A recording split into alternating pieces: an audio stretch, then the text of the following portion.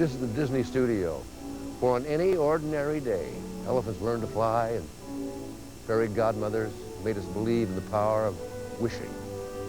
For over a half a century, the movies and the television made here have held up a magical mirror to reflect our feelings and our lives. Tonight, we'll have a chance to believe all over again. You know, for me, and I'm sure it's the same for you, my favorite Disney memory is as indelible as any I've ever known. Every Sunday, my whole family would go over to my grandmother's house and we would sit in front of the TV and watch Walt Disney. One of the first memories I have, actually, is of going with my mom to see Mary Poppins. Snow White and the Seven Dwarfs was happening to me as I sat in the theater. My eyes were as big as saucers. 20,000 Leagues Under the Sea, which, it was a type of a movie that I thought was impossible to make. I loved Cinderella. I still love Cinderella. It's Fantasia. I've seen that either with a child or a grandchild every time it's been re-released. I'm practically in love with The Little Mermaid. I've always loved Goofy. Me and my entire family loves Goofy. Mickey Mouse, it's my favorite. It always was. In the 1940s, while other studios ran around hiring their movie stars, the Disney studios drew theirs. Who needed Gable and Bogart, Hepburn and Bacall, when you could have two dogs, a duck, and a mouse? Mickey Mouse made his first appearance in this silent cartoon called Plain Crazy.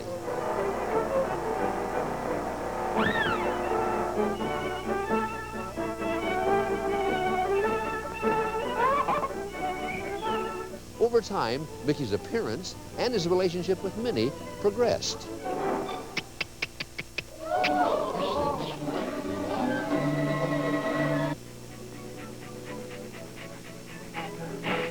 Pluto evolved from this bloodhound on the prowl to a mouse's best friend. Don't worry, Pluto. You're a better dog than any of them. This was Donald Duck's very first appearance in a Disney cartoon. Of all the obstacles he would face on his path to stardom, surely the toughest was English. Good morning, sir. Could I interest you in this marvelous goods? I can't understand a word you say. Beat it. Yes, sir. Starting life under the name of Dippy Dog, this everyman of a hound was aptly renamed Goofy.